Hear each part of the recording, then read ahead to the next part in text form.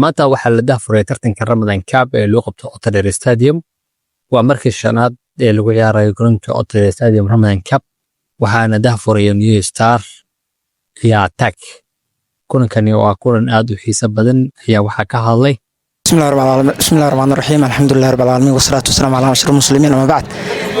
waxaan u arkaa aan ku faraxsanahay inaan ka qayb qaadano juuroniga xaafada waxaan u arkaa marka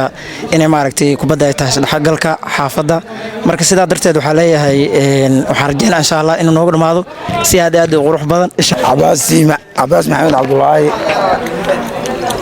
waxaa meeshan ka salaamaa Otterdam Stadium asxaabteedii wixii taageeraan soo maanta oo nala joogo waxaa la ciyaareynaa dhigeeni asxaabteeni saaxiibadeeni aad iyo aad ay u mahadsan yihiin ayagana waynu taageereynaa garabkeeni waaye maantana guul iyo guuldarana meeshan waa u joognaa mafahanti maantana waxaan u imaanay meeshan inaan guulaysano waynu ku mahadsan yihiin kooxdii guulaysatana waa isla kooxdeeni kulankani oo ahaa kulan aad u xiiso badan oo xamaasadiisu lahaa ayaa